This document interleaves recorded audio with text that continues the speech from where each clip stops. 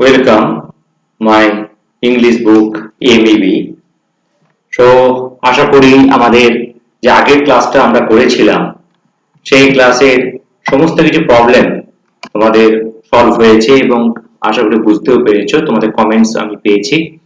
আজকে আমাদের teaching অ্যাপটিটিউডের second class যেখানে আমরা শেষ করেছিলাম সেখান থেকে আমরা শুরু করব তার পরবর্তী অংশগুলো যেগুলো ছিল সেগুলো।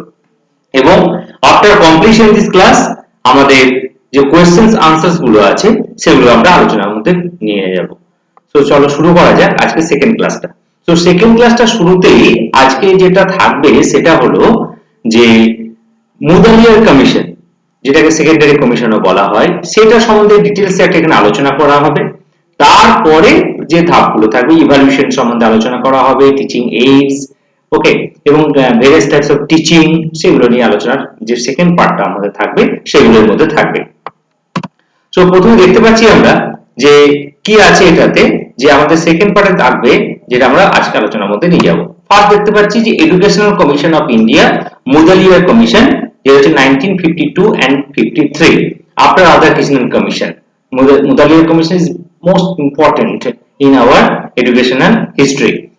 সো কি আছে এখানে, এই যে সেকেন্ডারি এডুকেশন কমিশন এটাকেই বলা হচ্ছে যে মুদালিয়ার কমিশন। তাহলে একটা এখান থেকে কোশ্চেন আসতেই পারে যে মুদালিয়ার কমিশনটাকে আর কি বলা হচ্ছে না সেকেন্ডারি এডুকেশন কমিশন, বা এরকমটা আসতে পারে যে সেকেন্ডারি এডুকেশন কমিশনটাকে আর কি নামে ডাকা হয়। তখন উত্তরটা কি হয়ে যাচ্ছে যে সেকেন্ডারি এডুকেশন কমিশনটাকে মুদালিয়ার কমিশন হিসেবেও ডাকা হয়, এবং এটা হচ্ছে 1952 to 53। এই যে span of time it's also very important in our examination view. So government of India terms of the resolution এটাকে করা হয়েছিল, এটা নেতৃত্ব কে দিয়েছিলেন doctor R Lakshmana Swami Mudaliar, the vice chancellor of Madras university. উনি কি বললেন যে suggest measures for its reorganisation and with particular reference to, কি উনি বললেন, উনি যেটা মেইনলি করা হয়েছিল যে আফটার ইন্ডিপেন্ডেন্স আমাদের এডুকেশনাল ক্যারেক্টারসটা, এডুকেশনাল স্ট্রাকচারটা কেমন হবে সে সম্বন্ধে ডিটেইলস একটা আলোচনা করেছিলেন এই কমিশনের মাধ্যমে। এখানে দেখতেই পাচ্ছি যে প্রাইমারি সেকেন্ডারি তাদের ক্রাইটেরিয়াটা কেমন হবে, সেখানে কারিকুলামটা কেমন হবে, প্রসিডিওর কেমন হবে, কত সাল থেকে কত সাল পর্যন্ত এগুলোকে নেওয়া হবে, এবং মিডিয়াম অফ ইনস্ট্রাকশনস কেমন হবে, ল্যাঙ্গুয়েজ সাবজেক্ট কেমন হবে, অপশনাল সাবজেক্টস কেমন থাকবে, মেইন সাবজেক্টস কি কি থাকবে, এখানে গার্লস স্টুডেন্টস এর জন্য কি কি ব্যবস্থা থাকবে, এই সমস্ত কিছু নিয়ে ডিটেইলস আলোচনা করেছিল মুদালিয়ার কমিশন। ওকে, তো দেখি আমরা যে রেকমেন্ডেশনটা উনি কি কি করেছিলেন। ফার্স্ট দেখতে পাচ্ছি কি টু প্রোডিউস আইডিয়াল সিটিজেন্স। তোমরা খুব ভালো করে মনে রাখতে পারবে যে এই বর্তমান সময়ে নতুন একটা শিক্ষা নীতি কেন্দ্র সরকার আনতে চলেছে, এবং মুদালিয়ার কমিশনের যদি তুমি আজকে জিনিসটা দেখে নাও দেখবে অনেকটা যে আজকে যেটা আনতে চলেছে তার সঙ্গে কিছু কিছু হলেও অনেকটা মিল আমরা পাবো। কেমন? সো ফার্স্টে কি বলা হচ্ছে to produce ideal citizens. So ideal citizens যখন আমরা আলোচনার মধ্যে নিয়ে যাব, so what is ideal citizens? Ideal citizens nothing but that যে তুমি যে দেশের মানুষ, okay, you have to proud of that I am Indian. So এই ফিলিংসটা আমাদের কারিকুলামের মধ্যে থাকবে। যখন একটা স্টুডেন্ট এই জিনিসগুলোকে পড়বে, পড়ার মাধ্যমে যেমন তার টিচার, তার school environment, okay, after schooling তার college environment, after college university environment, always তোমাকে বলতে থাকবে যে you are Indian and you have to proud of that. So এই আইডিয়াল সিটিজেনশিপ যে কনসেপ্টটা, এই কনসেপ্টটা কিন্তু মুদালিয়ার কমিশন কিন্তু আলোচনার মধ্যে নিয়ে এসেছিল। The commission has realized that no nation can progress without a national feeling along with social feeling. তো social feeling এর সাথে ন্যাশনাল ফিলিং যদি না থাকে একটা নেশন কোনোদিন কিন্তু ঠিকঠাক ভাবে প্রোগ্রেস করতে পারবে না। Therefore, it has laid down, কি বলছে, the aim of secondary education should be to produce such ideal citizens। তাহলে সেকেন্ডারি এডুকেশনটা বলা হচ্ছে যে এমন একটা আইডিয়াল সিটিজেনশিপ তৈরি করা হবে who imbued with strong national and social feeling and prepared to shoulder the responsibilities and duties and can easily offer any sacrifice for the sake of the nation। মানে সে তার কাঁধে এমন দায়িত্ব, এমন কর্তব্যবোধ নিয়ে আসছে যাতে করে সে নিজেকে স্যাক্রিফাইস করতে পারছে for the sake of their nation. এই যে আইডিয়ালিজমটা, এই যে আইডিয়াল সিটিজেনশিপটা, এটা তার মধ্যে, এই কনসেপ্টটা এই এডুকেশন সিস্টেমের মধ্যে থাকতে হবে। আর কি বলা হচ্ছে, the commission is of the view that after having received secondary education one should be able to earn enough for maintaining himself. For developing this capacity, vocational subjects should be introduced in the curriculum. তার মানে আরেকটা যেটা main important হচ্ছে to develop capacity for earning money. দেখো একটা main ব্যাপারটা হচ্ছে কি, যে আলটিমেটলি কিন্তু আমাদেরকে মানি আর্ন করতে হবে। So how can you earn money with your education system? So যদি আমার টার্গেট পয়েন্টটা থাকে যে দেখো প্রতিটা ছাত্রছাত্রী বা প্রতিটা ফ্যামিলি থেকে তো সবাই তো স্কলার হচ্ছে না, তাই না? তো এডুকেশন তো প্রতিটা মানুষের দরকার। সো যখনই আমি এডুকেশনে যাচ্ছি, সো এডুকেশন আমাকে কি কি দিচ্ছে সেটা তো খুব ইম্পর্টেন্ট। যে আমি গ্র্যাজুয়েট হলাম, মাস্টার্স ডিগ্রি পাস করলাম, but after completion my qualification I have no job. এটা তো এডুকেশন তাহলে কি হলো? তাহলে তো বলতেই পারো অন্যান্য যারা যারা যেসব পেরেন্টসরা তাদের স্টুডেন্টকে ধরো এডুকেশন সিস্টেম দিতে চাইছে না, তারা তো এটাই বলতে পারে যে কি হবে পড়াশোনা করে, তো চাকরি বাকরি হচ্ছে। তো তার জন্য তাকে এই যে develop capacity for earning money, তো আর্নিং মানির জন্য কি কি ক্যাপাসিটি দরকার সেই সম্বন্ধে এখানে কিন্তু কিছু কোর্স এখানে রাখতে হবে। চাকরি না হতে পারে, কিন্তু সে যে নিজে স্বাবলম্বী সেলফ সাফিসিয়েন্ট হতে পারছে, তো ফর সেলফ মানে সাপোর্টিং যে হবে তার জন্য এডুকেশন দরকার। তো কি এডুকেশন চাই? তার জন্য ভোকেশনাল এডুকেশন দরকার। তার জন্য দেখবে এখন বর্তমানে প্রতিটা স্কুলে ভোকেশনাল কোর্স করানো হয়, বিভিন্ন টেকনিক্যাল কোর্স করানো হয়, যাতে করে একটা student after completion HS pass করার পরে সে সাথে সাথে কিন্তু নিজের কাজকর্ম করে সেখান থেকে মানি আর্ন করতে পারে। Number 3, quality of leadership. It's very very important. এটা শুধু আজকের জন্য নয়, যে কোনো দিনের জন্য ইম্পর্টেন্ট। কারণ লিডারশিপ, লিডারের কি কি কোয়ালিটি থাকা দরকার, তবে অন্যান্যরা তোমাকে লিডার হিসেবে মেনে নেবে। তো এই ব্যাপারটা যে লিডারশিপ, কারণ লিডারশিপ ভালো হতে গেলে তুমি দেশটা যে চালাচ্ছে আমাদের যেটা prime minister, so he is a good leader. So লিডারশিপটা is very important. Okay, so secondary education should develop the quality of leadership in students. স্টুডেন্টের মধ্যে যে লিডারশিপের কোয়ালিটিটাকে বাড়ানো হবে সেটা এই কারিকুলামের মধ্যে রাখতে হবে।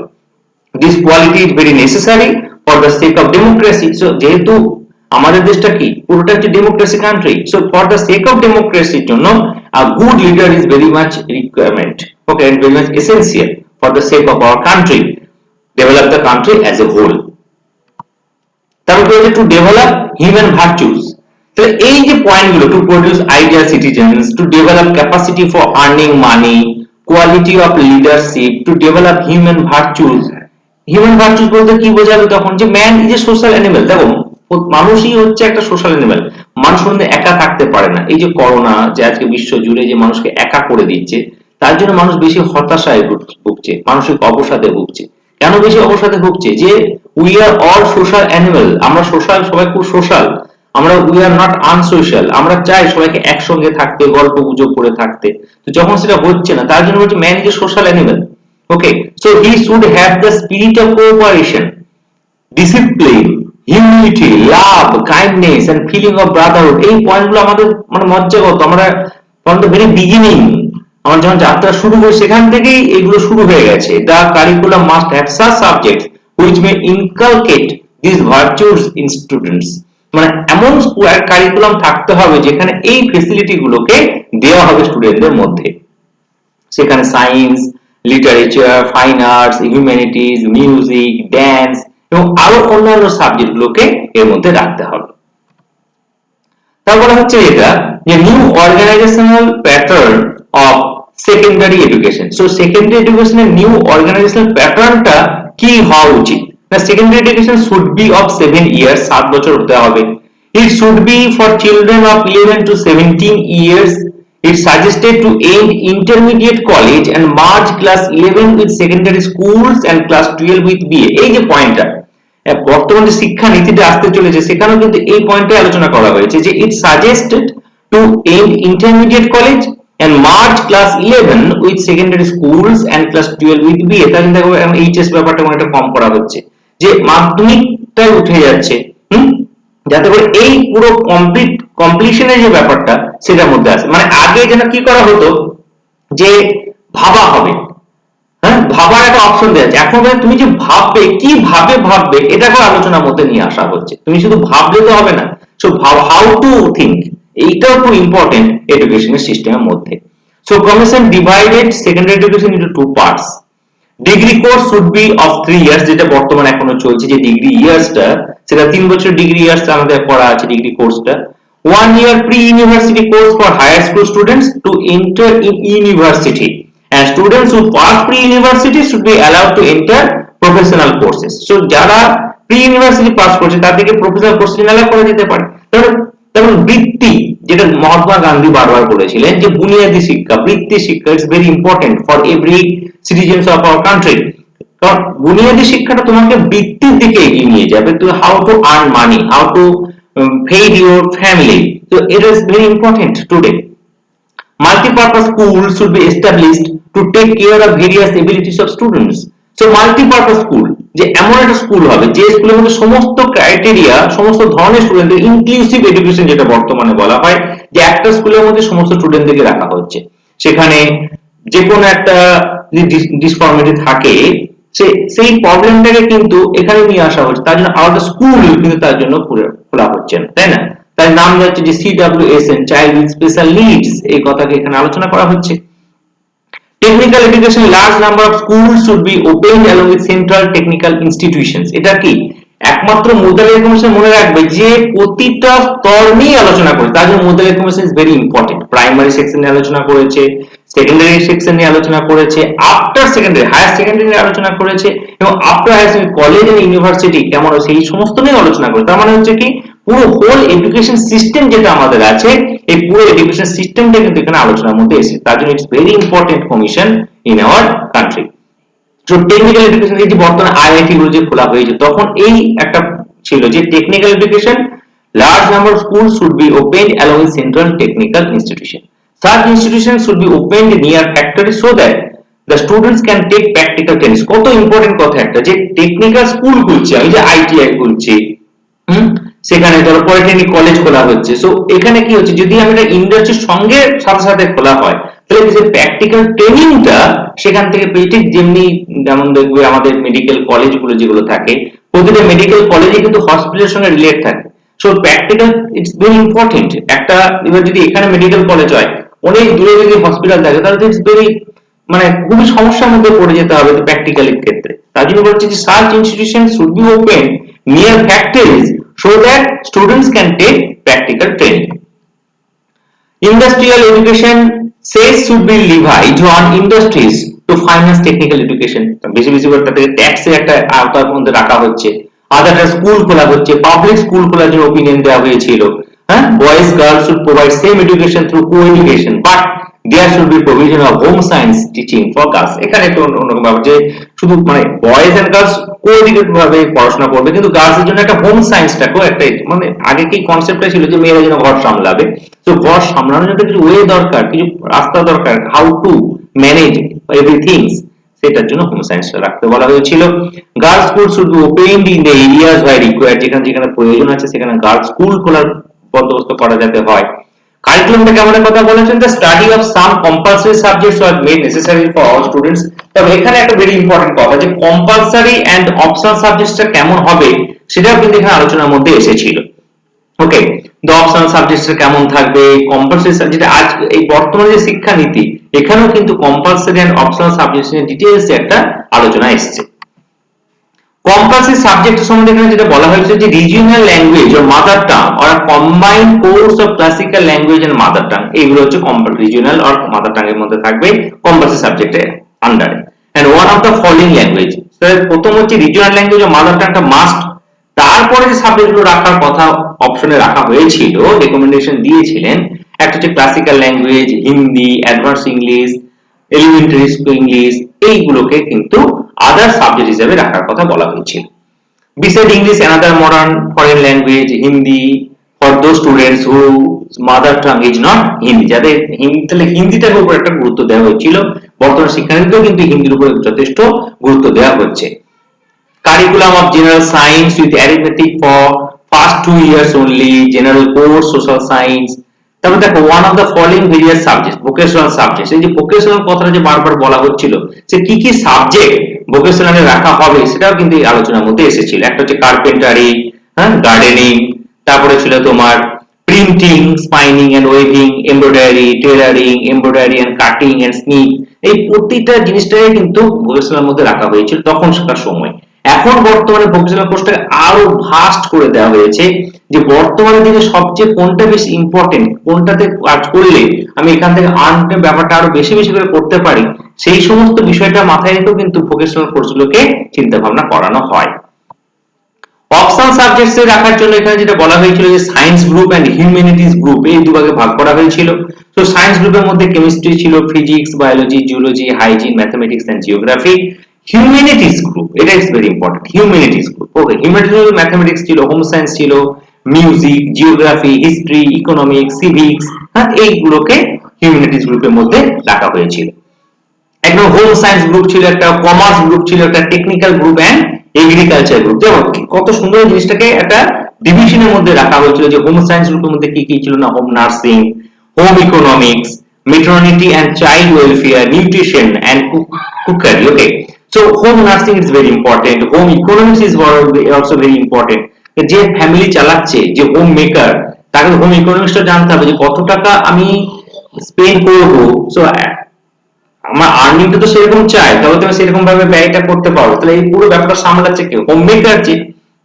তারপর হচ্ছে যে how to maternity, child welfare, nutrition কিভাবে দেওয়া হবে শিশুদেরকে, যাতে করে সে আরো বেশি বেশি করে প্রোগ্রেস করতে পারে, ডেভেলপ হতে পারে। কমার্স গ্রুপের মধ্যে দেখো commercial geography, economics, elementary of civics, হ্যাঁ, commercial practice, short hand type writing, book keeping, এই সমস্ত কিন্তু কমার্স গ্রুপের মধ্যে রাখা হচ্ছিল। টেকনিক্যাল গ্রুপের মধ্যে দেখো practical science, elements of electrical engineering, geometrical drawing and applied mathematics and elements of mechanical engineering, এগুলো রাখা হচ্ছে টেকনিক্যাল গ্রুপের মধ্যে। এগ্রিকালচার গ্রুপের মধ্যে দেখা যাচ্ছে যে botany, agricultural chemistry, animal husbandry, gardening, orchid keeping and general এগ্রিকালচারটাকে রাখা হয়েছিল। ফাইন আর্টস গ্রুপের মধ্যে কিছু ছিল, যেগুলো আর্টস নিয়ে বেশি ইম্পর্টেন্ট, যেটা করা হয়েছিল।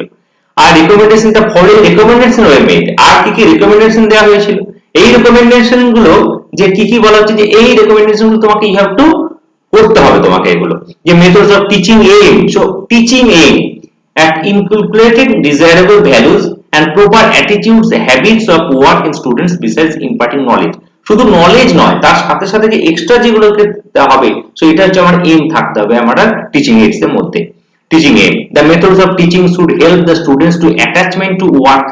so methods of teaching, so টিচিংটা তো শুধু টিচিং করলে হবে না, মেথড অফ টিচিংটা দরকার, যে কি ওয়েতে আমি পড়ালে সেই টিচিংটা আরো বেশি বেশি করে ইন্টারেস্টিং হবে। ওকে, emphasis teaching should shift from verbalism and memorization to learn through purposeful, concrete, realistic situation. For this purpose, the principal activity method and project method should be followed in practice। তার জন্য activity method, project method সেই সময় আলোচনার মধ্যে নিয়ে আসা হয়েছিল। at present এই সিচুয়েশনে আমরা এটা সবাই জানি যে অ্যাক্টিভিটি লার্নিংটা সবচেয়ে বেশি ইম্পর্টেন্ট এখন ক্লাসের মধ্যে পড়ানো হয়, প্রজেক্ট মেথড পড়ানো হচ্ছে। তাহলে এইগুলোকে চেঞ্জ করে, তোমাদের এর আগে যে আমি এগুলো পড়িয়েছিলাম, আইডিয়ালিজম পড়িয়েছিলাম, প্র্যাগম্যাটিজম পড়িয়েছিলাম, এক্সিস্টেন্সিয়ালিজম পড়িয়েছিলাম, তো এটার তো একটা পার্ট যে কিভাবে এই এডুকেশনটাকে দেওয়া যেতে পারে, যাতে করে অ্যাক্টিভিটিটাকে বেশি করে করা যেতে পারে, প্রজেক্ট মেথডটাকে বেশি বেশি করে করানো যেতে পারে।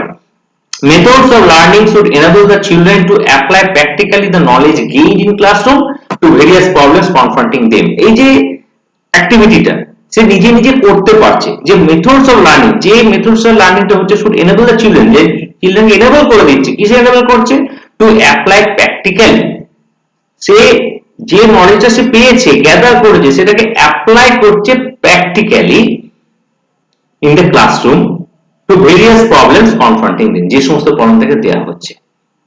Methods of teaching should provide ample opportunities, তাকে প্রচুর পরিমাণে সুযোগ করে দেওয়া হচ্ছে, টু ডেভেলপ ক্লিয়ার থিঙ্কিং, যাতে পরিষ্কারভাবে চিন্তা করতে পারে, অ্যান্ড ক্লিয়ার এক্সপ্রেশন, আর পরিষ্কারভাবে ব্যাখ্যা করতে পারে, ইন স্পিচ অ্যান্ড রাইটিং, সে বলার মাধ্যমে হতে পারে, সেটা লেখার মাধ্যমে হতে পারে। তারপর কনসেপ্ট পুরোপুরি ক্লিয়ার করতে হবে, সো কনসেপ্ট ক্লিয়ার জন্য হাতে কলমে কাজ, it's very very important.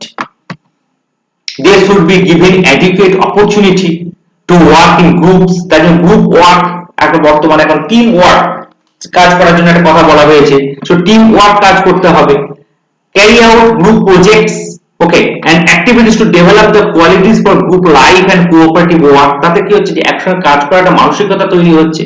Or to popularizing progressive methods of teaching, experimental and demonstration schools should be opened. Co-curricular activities should form an integral part of education. So co-curricular activities, সহ পাঠক্রমিক যেটা বলা হয় সেটাকেও কিন্তু বেশি বেশি করে এখানে গুরুত্ব দেওয়ার কথা বলা হয়েছিল। মেরিটস অফ কমিশন, কমিশনের মেরিটস এন্ড ডিমেরিটস সম্বন্ধে একটু আলোচনা করা হয়েছে এখানে, যে অ্যাক্টিভিটি বেসড এডুকেশন আগে আলোচনা করা হয়েছে, stress on agricultural education. So agriculture, কারণ আমাদের ভারতবর্ষ কি ম্যাক্সিমাম যে আমাদের ইকোনমিক কন্ডিশনটা কার উপর ডিপেন্ড করছে, এগ্রিকালচারের উপর ডিপেন্ড করে আছে। সো এগ্রিকালচারের উপর যদি ডিপেন্ড করে থাকে, so agricultural education is very important. তার জন্য অনেক ইউনিভার্সিটি আছে, তাই না, যেখানে এগ্রিকালচারাল এডুকেশনটাকে দেওয়া হয়। Discussion of aims of secondary education, child-centered education, improvement in teacher salary and position, এটা একটা বলা হয়েছে এখানে যে improvement in teacher salary and position, কারণ যারা পড়াবে সে টিচার, তাদের স্যালারি, তাদের পজিশন। co-curricular activities কেমন হবে, no more stress on external examination, external examination উপরে বেশি জোর দেওয়া হয়নি।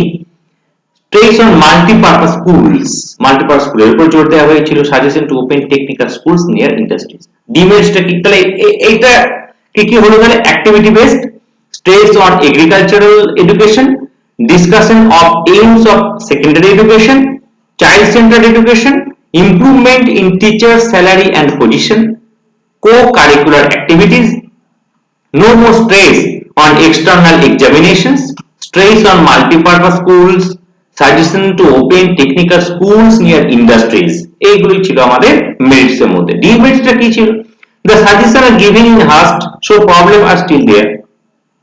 No new statement regarding the improvement of social and economic conditions of the teachers, যদি এটা পুরোপুরি ঠিক নয়। No suggestions regarding women education and still stress on English, এগুলোকে ডিমেরিটস এর মধ্যে ধরা হয়েছে। এরপর বলা হচ্ছে improving the system of examination evaluation. এরপরে যেটা আমরা আসছি যে একটা এক্সামিনেশন এবং ইভালুয়েশনের সিস্টেমটাকে কিভাবে ইমপ্রুভ করা হয় বা কিভাবে করা যেতে পারে। ওকে, দেখো, the number of external examinations should be reduced. তো আমাদের যখনই কোনো এক্সামিনেশনের সিস্টেম বা ইভালুয়েশনটাকে ইমপ্রুভ করতে যাব, সেখানে সবচেয়ে বেশি আগে যেটা করতে হবে, এক্সটার্নাল এক্সামিনেশন যেটা থাকবে সেই এক্সটার্নাল এক্সামিনেশনটাকে কি করতে হবে, কমাতে হবে। Minimization of subjectivity by introducing objective test of attainment and by changing the type of questions. Questions এর টাইপটা চেঞ্জ করতে হবে, বর্তমানে at present MCQ দিয়ে সমস্ত কিছু করে দেওয়া হচ্ছে, তাই না।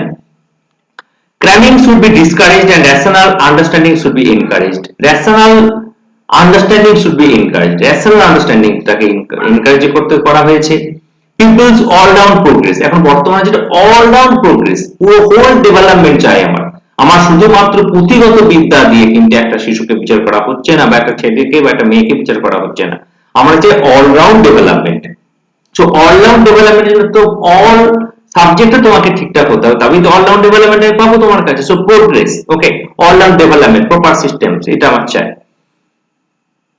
ওকে, আর কি হচ্ছে না, public examination competition of secondary school course, সেটাকে there should be only one, মানে যাতে ভয়টা, পরীক্ষার যে ভীতি যেটা না আসে, তাই বলা হচ্ছে ওয়ান পাবলিক এক্সামিনেশন। আগে আমরা মাধ্যমিক দিয়েছি, এইচএস দিয়েছি, তাহলে এই যে আমরা পাবলিক এক্সামিনেশন দিচ্ছি, এটা সেটাকে বলা হচ্ছে অনলি ওয়ান পাবলিক এক্সামিনেশন।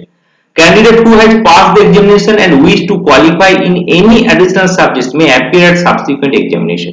যদি অন্য কিছু করতে চায়, wish to qualify in any additional subjects may appear at a subsequent, তাকে আরো একটা পরীক্ষার সুযোগ করে দেওয়া হোক, যেটা বর্তমানে শিক্ষানীতিতে কথা বলা হয়েছে, যে তুমি যদি চাও এই পরীক্ষাটা আরেকবার দিয়ে তুমি নাম্বারটাকে গ্রেডটাকে বাড়াতে চাও, ইউ হ্যাভ টু, তুমি করতে পারো এটা। এবং তোমাকে অনেক স্কোপ অপশন দিয়ে দিয়েছি যে কখন কখন তুমি পরীক্ষাটা দিতে পারবে, কখন দিতে হবে না, এই অপশনটা তোমাকে মধ্যে রাখা হয়েছে। মানে কি, পুরো ব্যাপারটা খুব বলতে পারো এটা আরো সহজ আর নমনীয়, ফ্লেক্সিবল করে দিচ্ছে, আরো জিনিসটাকে কি করেছে, আরো ফ্লেক্সিবল করে দেওয়া হয়েছে। Yes, the certificate awarded should contain the results of the school test in subjects as well as the gist of the school records beside the results of the public examination in different subjects মানে পুরো whole একটা picture তোমার সার্টিফিকেটের মধ্যে এটা পাওয়া যেতে পারে যাতে করে যখন তুমি কোথাও অ্যাপ্লাই করছো সেখানে একটা নজরে সমস্ত কিছুটা আমি দেখতে পেয়ে যাচ্ছি hours of working and vocation কতটা পড়া হবে কতটা পড়তে হবে সেটা এখানে বলা হয়েছে কত স্কুলে আলোচনার মধ্যে নিয়ে যেতে হবে and the rule total number of working days in school should not be less than 200 তো একটা স্কুলে হোল ইয়ারে 200 দিনের যেন কম না হয় should not less than 200 the working hours per week should be at least 35 periods তাহলে একটা সপ্তাহে ওয়ার্কিং আওয়ারটা কত হচ্ছে 35 পিরিয়ডসটা হতেই হবে বলেছে and about 45 minutes each মানে এক একটা পিরিয়ডের ডিউরেশন অফ টাইমটা কত বলা হচ্ছে 45 minutes the school should work regularly for 6 days in the week সপ্তাহে 6 দিন স্কুল হবে সোম থেকে শনি one of the days being a half day when the teachers and students might meet informally and work together on various extracurricular and social projects সপ্তাহে একদিন একটা বলা হয়েছে যে হাফ হবে সে হাফটা মানে কি হাফটা মানে হচ্ছে সেখানে স্টুডেন্ট এবং টিচার কো কারিকুলার অ্যাক্টিভিটি নিয়ে আলোচনা করবে সেদিন যেটা আমরা শনিবার দিন আমরা করি যেদিন শনিবার দিন আমরা কি করি ওটা কো কারিকুলার অ্যাক্টিভিটিটা আমরা বেশি বেশি করে করি সেদিন normally during the year there should be a summer vacation of 2 months and breaks of 10 to 15 days as suitable period during the year summer vacation এর কথা বলা হয়েছে সেটা থাকে আমাদের রাজ্যে আবার পূজা ভ্যাকেশনও থাকে তাই না so report of secondary education commission is truly called as bible of teachers তাহলে এই যে তো কতটা ইম্পর্টেন্ট দেয়া হচ্ছে দেখো যে রিপোর্ট অফ সেকেন্ডারি এডুকেশন এটা প্রশ্ন আসে এখান থেকে যে বাইবেল ফর টিচার কোন কমিশনকে বলা হয় so bible of teachers secondary education commission বা মুদালিয়ার কমিশনকে বলা হচ্ছে report of secondary education commission is truly called as bible for teachers as is a landmark in the development of education in India understand in spite of its various drawbacks commission has paved the golden way to improve the system of secondary education and major of the recommendations have been incorporated it to the present educational system যে present যে educational সিস্টেমটা আমরা দেখতে পাচ্ছি আমি আগেই তোমাদের শুরু করেছিলাম আমি প্রথমেই বলেছিলাম তোমাদেরকে যে প্রেজেন্ট এডুকেশনাল সিস্টেমটা মুদালিয়া কমিশনটাকে পুরোপুরি ফলো করা হচ্ছে বর্তমানে দিনে দাঁড়িয়ে মনে হবে এবং আজকে যে জাতীয় শিক্ষানীতি নতুন যে আসছে ন্যাশনাল কারিকুলাম ফ্রেমওয়ার্ক 2005 তারপর যেটা শুরু হয়েছে সেটাও কিন্তু এটাকে বেশি বেশি করে নজর দেওয়া হয়েছে এরপর যেটা বলা হচ্ছে methods of teaching by secondary education commission তো secondary education commission কি কি মেথডের কথা বলেছিল যেগুলোতে আমরা এগুলো পয়েন্টগুলো দেখতে পারি এক নম্বর বলা হয়েছিল যে the commission suggests that methods of teaching should provide ample opportunities students to develop clear thinking and clear expression আলোচনা করা হয়েছে clear thinking clear expression individual centered methods and opportunities for practical application of knowledge should be adopted activity method কে বেশি করে করা হয়েছিল establishing experimental and demonstration schools training in activities such as scout movement NCC first aid should be encouraged এগুলো স্কুলের মধ্যে রাখার কথা বলা হয়েছে এরপরে আমি তোমাদের যেটা নেক্সট আমাদের চ্যাপ্টার এটা মুদালিয়া কমিশন শেষ হয়ে গেল এরপরে আমাদের যেটা থাকবে সেটা হচ্ছে যে টিচিং এর যে মেথড আমাদের থাকে সেগুলো দুটো ভাগে আমরা ভাগ করেছিলাম ইটস ভেরি ইম্পর্টেন্ট একটাকে বলেছিলাম আমরা ইন্ডাকটিভ মেথড আর একটাকে বলেছিলাম আমরা ডিডাকটিভ মেথড তো এখন প্রশ্ন হচ্ছে যেটা ইন্ডাকটিভ কাকে বলে ডিডাকটিভ কাকে বলে ওকে দেখো এখন বর্তমানে যে সিস্টেমটা সেটা হচ্ছে কি পুরোটাই হচ্ছে যে teacher as a facilitator so you have to facilitate the students okay তার জন্য আমাদের এখানে কনস্ট্রাকটিভিজম বেশি বেশি করে অ্যাপ্লাই করা হয় কনস্ট্রাকটিভিজমটা কি কনস্ট্রাকটিভিজমটা হচ্ছে যখনই কোনো প্রবলেম তোমার কাছে আসছে সেই প্রবলেমটাকে সলভ করার জন্য তোমার কোনো আদার এর আগে কোনো এক্সপেরিয়েন্স হয়েছে কিনা যদি এক্সপেরিয়েন্স হয়ে থাকে সেই এক্সপেরিয়েন্সগুলোকে এখানে কাজে লাগাও so you trial and error method use করতে পারো সেখানে তো কি বলে তার জন্য বলা হচ্ছে রেকগনিশন অফ দ্য প্রবলেমটাকে রেকগনাইজ করো সার্চিং ফর ডেটা এটাকে সলভ করার জন্য কি কি ডেটা ইউজ করা যেতে পারে searching for data organisation of data এবার এই ডেটাগুলোকে অর্গানাইজ ওয়েতে নিয়ে আসো যে তারপরে কোনটা আমি এখানে অ্যাপ্লাই করব ফ্রেমিং টেন্টেটিভ সলিউশনস এবার একটা টেন্টেটিভ মানে এই ডেটাটা অ্যাপ্লাই করলে এই সলিউশন আসতে পারে তো এই একটা ফ্রেমিং তোমাকে তৈরি করে নিতে হচ্ছে একটা টেন্টেটিভ সলিউশনস, এলিমিনেশন হয়ে যাচ্ছে, ভেরিফিকেশন হয়ে যাচ্ছে। এটা হচ্ছে ইন্ডাকটিভ মেথড। ডিডাকটিভ মেথডে কি হচ্ছে, recognition of the problem, searching for data, কিন্তু তারপরে কিন্তু এই যে organisation of data, framing tentative solutions, এটা কিন্তু আসছে না। তো recognition of problem, searching for data, তারপর reviewing, formulation of interference and verification. This is the most different things between inductive method to deductive method. Okay, এবার কথা হচ্ছে যেটা আরো সহজভাবে বলতে গেলে ইন্ডাকটিভ মেথডে আমরা কিভাবে বলি আরো সহজভাবে বুঝিয়ে দিচ্ছি তোমাদেরকে। এটা যে ধরো তোমাকে আজকে তুমি parts of speech, okay, so adjective সম্বন্ধে তুমি পড়াতে চলেছো। তো ইন্ডাকটিভ মেথডে অ্যাডজেক্টিভ তুমি কিভাবে পড়াবে? তুমি at first when you enter the classroom you may ask your students, okay, so if you at first ask them name, so তারা কি বলবে, তোমার নাম বলবে। তারপরে তুমি নেক্সট কোয়েশ্চেন করতে পারো, ওকে, can you give me your best friend name, তোমার সবচেয়ে প্রিয় বন্ধুর নাম কি বলো। সে ধরো বললো তোমার প্রিয় বন্ধুর নাম। তাহলে আচ্ছা তুমি যে ওকে প্রিয় বন্ধু বললে, তার কি কি ভালো লাগে তোমার, কোন কোন জিনিসটা তোমার পছন্দ খুব, তার সে কিছু পয়েন্ট বলবে যে আমার এই জিনিসটা তার খুব ভালো লাগে, এই জিনিসটা তার খুব ভালো লাগে, হ্যাঁ এই জিনিসটা খুব ভালো লাগে। এই যে যখন সে বলতে শুরু করলো, তার মানে কি করলো, তখন স্যার এগুলো হচ্ছে কি হচ্ছে, তাকে ডেসক্রিপটিভ করছে, তাকে ডিসক্রাইব করছে, তার কোয়ালিটি নিয়ে আলোচনা চলছে। তুমি সেই ওয়ার্ডগুলোকে জাস্ট একটা করে লিখে নিলে, ওকে, লিখে নেওয়ার পরে তুমি বলে যে এই যে ওয়ার্ডগুলো তুমি বললে, এটা আমি বলছি ক্লাস 7 8 এর মতো করে একটা, সো এই ওয়ার্ডগুলোকে নাম দেওয়া যায়, এর কি কোয়ালিফাই করছে একটা, তাই না, মডিফাই করছে একটা। তো যখন তুমি বলতে এগুলোকে আমরা বলছি অ্যাডজেক্টিভ। তাহলে তুমি কি বললে, তুমি প্রথমে অ্যাডজেক্টিভ কাকে বলে বললে না, তুমি উদাহরণ দিলে, লাস্টে তুমি কি বললে, অ্যাডজেক্টিভ হচ্ছে এটা। এটা হচ্ছে ইন্ডাকটিভ ওয়েতে। আর ডিডাকটিভ ওয়েতে কি হবে, প্রথমে তুমি লিখে দিলে আজকে পড়ানো হচ্ছে অ্যাডজেক্টিভ, অ্যাডজেক্টিভ কাকে বলে প্রথমে লিখে দিলে ডেফিনিশন, তারপরে তুমি দিলে তার example. So this is the difference between inductive and deductive. এরপরে যেটা একটা আমাদের থাকে টিম টিচিং। টিম টিচিংটা কি, টিম টিচিংটা হচ্ছে যে দুজন teacher is very important. Team teaching is also called the cooperative teaching, cooperative teaching. This is the recent idea in the field of education. এখন বর্তমানে এটা খুব রিসেন্ট একটা আইডিয়া। নাইট বলে একজন ছিল, উনি বলেছেন যে team teaching method, two or more teachers make a plan for the subjects cooperatively. তো দুজন বা দুজনের বেশি একটা কোঅপারেটিভলি ভাবে, একসঙ্গে ভাবে একটা সাবজেক্ট চুজ করা হচ্ছে, carry it out and always evaluate it's effect on the students periodically, এবং তার এফেক্টটা স্টুডেন্টদের কেমন চলছে পিরিয়ডিক্যালি সেটা তারা নোট করে রাখছে। ওকে, in team teaching, subject teachers give lectures to a big class. On every working, all the members of the team have a common assembly. Here they discuss the methods used by the fellow teachers. তাহলে একটা assembly করা হলো, সেই assembly common অ্যাসেম্বলিতে একজন আলোচনা করছে, এবং যেটা ফেলো টিচার্স সে কি করছে, পুরো মেথডটাকে ডিসকাস করছে। এরপর আছে মাইক্রো টিচিং। মাইক্রো টিচিংটা কি, মাইক্রো টিচিংটা হচ্ছে এটা কিন্তু শুধুমাত্র টিচারের জন্য, এটা কিন্তু স্টুডেন্টদের সঙ্গে হয় না।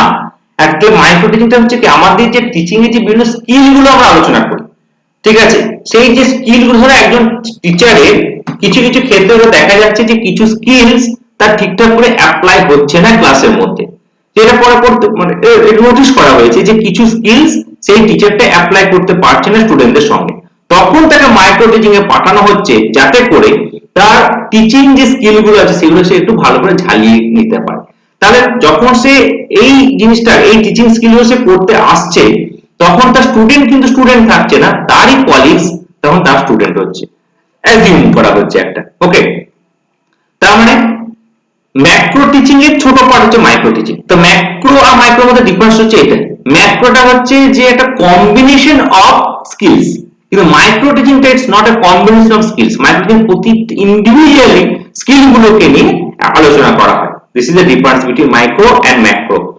এটা দেখো বলা হয়েছে যে ইট ইজ এ টিচার, এই যে টিচার ট্রেনিং টেকনিক, এটা হচ্ছে টিচার ট্রেনিং টেকনিক। টিচারকে ট্রেনিং করা হচ্ছে, ট্রেন করা হচ্ছে how to teach. It focuses on developing teaching skills.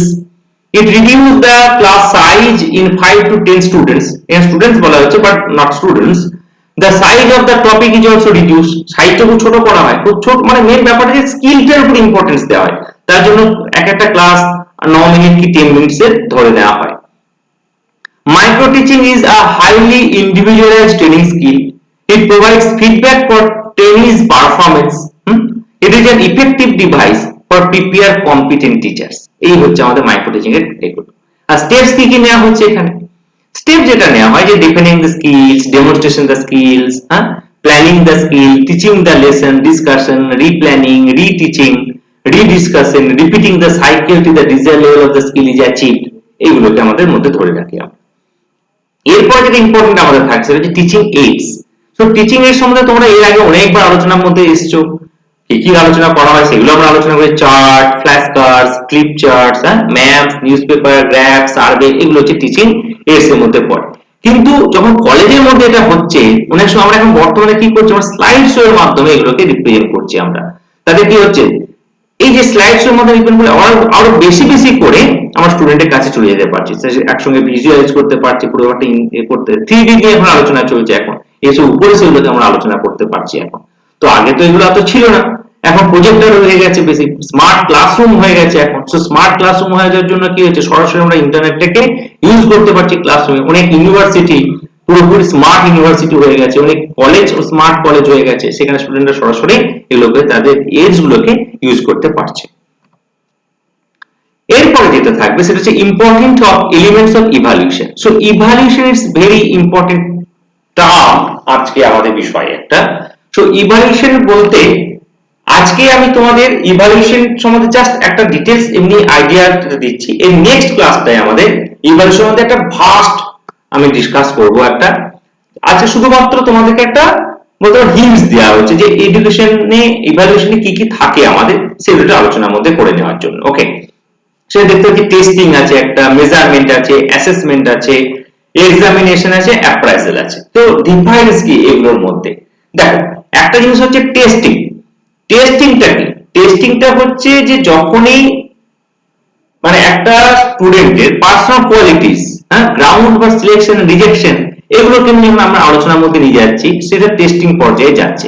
এবং এই টেস্টিং পর্যায়ে মনে রাখবে একটা কি কি থাকছে, যে testing procedures are useful source of compare educational program with state of student knowledge, motivation, activities and their behavior, success. Testing helps in modification of teaching also. তার মানে টেস্টিংটা শুধুমাত্র স্টুডেন্টের নয়, এটা টিচারেরও কিন্তু টেস্ট করা হয়। তার জন্য বলছে critical examination, a means of examination standard and comparison of trial for personal qualities, ground for selection, rejection, tool employed for the presence of absence of desired quality, এই সমস্ত কিছু টেস্টিং এর মধ্যে ধরা হয়ে থাকে। মেজারমেন্টটা কি? মেজারমেন্ট হচ্ছে একটা স্টুডেন্ট যে নাম্বারটা সে পাচ্ছে, তো আউট অফ 160 সে পেয়েছে, এই যে এটা হচ্ছে মেজারমেন্ট। অ্যাসেসমেন্টটা কি? ইট কভারস অ্যাক্টিভিটিস। অ্যাসেসমেন্টটা পুরোটা হচ্ছে অ্যাক্টিভিটিস এর উপরে ডিপেন্ড করে যেটা করে, সেটা হচ্ছে অ্যাক্টিভিটিস, সেটা অ্যাসেসমেন্ট। ওকে, গ্রেডিং হতে পারে, সেটা এক্সামিনিং হতে পারে, সার্টিফাইং হতে পারে। So student achievement on a particular course, একটা পার্টিকুলার কোর্সে কতটা অ্যাচিভ করতে পারলো, applicants attitude for a particular job and teachers competence in teaching may be assessed. তাহলে এখানে শুধু স্টুডেন্টরা নয়, টিচারও কিন্তু এখানে অ্যাসেসমেন্ট করা হয়। এক্সামিনেশন তো জানো তোমরা যে একটা স্কুলে আমরা এক্সামিনেশন নিই, তো এখন বর্তমানে যে ইভালুয়েশন বলা হয়, দুভাগে ভাগ করে সেটাকে আমরা, একটাকে বলি ফরমেটিভ, একটাকে বলি সামেটিভ। এইগুলো আমি পরের ক্লাসে এগুলো তোমাদেরকে আলোচনার মধ্যে নিয়ে যাবো আমি। মানে নেক্সট ক্লাসটা আমাদের পুরোপুরি ইভালুয়েশনের উপরেই থাকবে। অ্যাপ্রাইজালটা কি? It is process of evaluating qualities, characteristics, interest, attitudes, understanding. Teacher consider appraising the proficiencies of the learners for the purpose of diagnosis, classification, marking, grading. তার মানে ব্যাপারটা হচ্ছে কি, যে evaluating of qualities, characteristics, interest, attitudes, understanding, আর teacher consider কি হচ্ছে appraising the proficiencies of the learners, একটা লার্নার্সের প্রফিসিয়েন্সিসটা কোথায়, for the purpose of diagnosis, যখন ডায়াগনোসিস করতে যাচ্ছি, ক্লাসিফিকেশন করছি, marking and grading. Are good techniques are not available, that is why the appraisal based upon observation, interpretation and finally upon subjective opinion. Okay, so appraisal based upon records, the evaluation may be classified as follows. এটা বলতে আজকে বলেছি আলোচনা করব না, এটা next ডেতে আমাদের পুরোপুরি ইভালুয়েশন উপরে ক্লাসটা থাকবে। ওকে, সো আজকের যে আমাদের মেইনলি আমাদের ক্লাসটা ছিল, সেটা বেশি বেশি করেছিল মোদালিয়ার কমিশন। মোদালিয়ার কমিশনের সঙ্গে কি কি রিকমেন্ডেশন উনি দিয়েছিলেন আমাদেরকে, তার সাথে যেটা আমাদের ছিল যে টিচিং এর যে আমরা কিগুলো পার্টগুলো পেলাম, যে এই যে বললাম তোমাদেরকে যে একসঙ্গে ইন্ডাকটিভ, ডিডাকটিভ, ওকে, এবং এই সমস্ত আলোচনার মধ্যে আজকের মধ্যে ছিল। নেক্সট ক্লাসটা আমাদের পুরোপুরি ইভালুয়েশনের উপর থাকবে এবং সেই দিন আমাদের টিচিং অ্যাপটিটিউডের পুরো ক্লাসটা শেষও হয়ে যাবে। নেক্সট দিন আমরা তার কোয়েশ্চেন অ্যান্সার, এখান থেকে কি কি কোয়েশ্চেন অ্যান্সার আমাদের মানে টেস্টে থাকে আর কি তোমাদের পেপার 1 এ, সেগুলো নিয়ে আমরা আলোচনা করতে থাকবো। ওকে, so hope you enjoy this class and subscribe this channel and also press the bell icon so that every notification has come to you. Okay, so thank you very much.